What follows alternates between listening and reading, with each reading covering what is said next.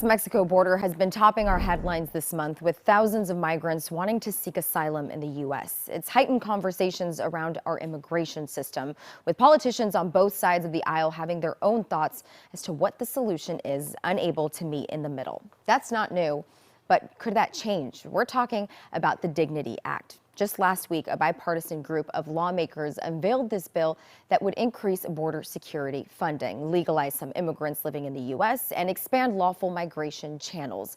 This follows the events we saw leading up to the expiration of the COVID-era Title 42 policy earlier this month. There was a rise in the number of migrants at the border seeking asylum. That has since dropped. We saw the numbers, we saw the images. But what happens when a family arrives at a city in the U.S. after being processed at the border? What does the first week of life look like for them? Well, there are families arriving here in the Bay Area. This family from Latin America led us into their life during an uncertain time.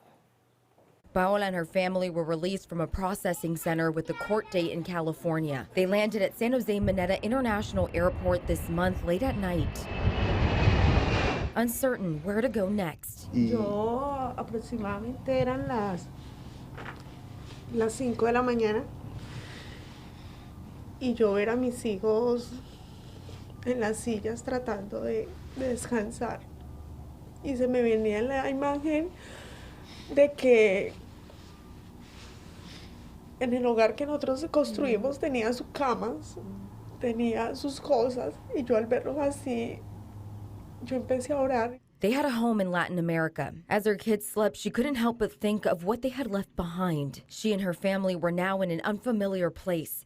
They didn't know anyone here. Y le decía al Señor, Señor, si nos tienes acá es con un propósito, ¿sí? Y guíame, envíame un ángel para que nos guíe. Yo quiero que mis hijos tengan un lugar, no importa, pero un lugar que pueda descansar al menos por un día. Y Dios no solamente me envió uno, me envió muchos. She tells me those angels were people who worked at the airport. They gave them food and suitcases and connected them to Amigos de Guadalupe, a nonprofit in San Jose helping families who just got here. In just the last couple of weeks, Jeremy Barus with the nonprofit tells us they've had several families seek out their help. Hola, ¿cómo estamos? When they connect with a family, they give them a hotel room for 7 days. Paola and her family led us into where they're staying. Here, it's been a couple of days since they arrived. Paola has just gotten up. She and her husband, Oscar, get breakfast ready for their kids with the food that has been donated to them. Putting chicken into the microwave and serving it on what they have. ¿Y cómo te llamas usted? Joel, Joel is the youngest. He likes to watch movies. los Minions. Ah, Minions are his favorite movie. Paola hopes he can go to school here. Her kids gather around her as she starts their morning prayer, holding on to Joel's hand. They're starting all over here, but she and her husband tell me they had to leave. Muchas amenazas en contra de la familia. Wilson Purves is a local immigration attorney with years of experience. He's had many clients seek asylum for a number of reasons. Well, there are a lot of socioeconomic factors to consider, but typically many applicants decide to come here and seek help because they don't feel safe back home. When we're talking about safety issues, we're referring to organized crime, domestic violence, retaliation because of sexual orientation. There are many factors to consider whenever an applicant seeks help in the U.S. It's been a long journey for Paola and her family. Con esto se tapaba uno y se guardaba uno del frío. Paola and Oscar want to be able to support themselves and their family, but Purves tells us getting a work permit could take some time. Keep in mind that we need to file the asylum application first, await 180 days, and eventually file the work authorization, which could take also months for being adjudicated.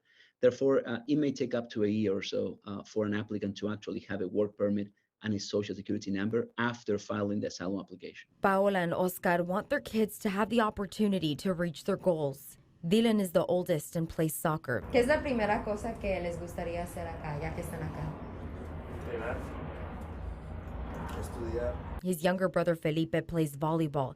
He wants to continue that and learn English. Terminar los estudios y estudiar inglés. Samuel hopes to finish school and also wants to learn English. Through it all, Paola says some of the most important things for her have been keeping her family together and being in a safe place. La salud y la tranquilidad no tiene precio. They're now hoping to build a new life here.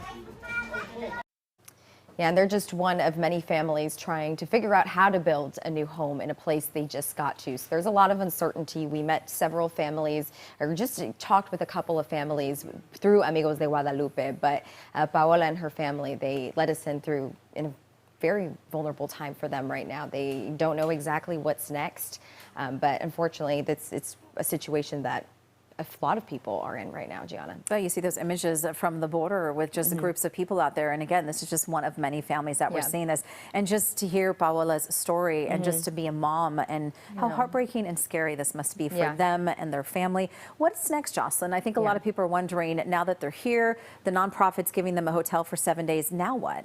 Yeah, and we keep using the word uncertainty, but that is what it comes down to. We talked with San Jose's Office of Racial Equity Director last week about this. I asked her if there was housing or resources families could seek. She told me while they are working with the county and nonprofits to figure that out, as of that time, there wasn't. So it's been almost a week since I've talked with her. She hasn't given me an update. I reached out with her to her again yesterday. It was Memorial Day, so of course we are going to stay updated with this one because there are a few families who are getting here to the Bay Area and are in similar situations right now. And just to think this is just one part of their journey, they still have so much more, so much farther to go, hearing how long it could take just to get a work permit and to work here legally. Yeah, but it's a perspective we may not always see. Yeah. Thank you for sharing that story.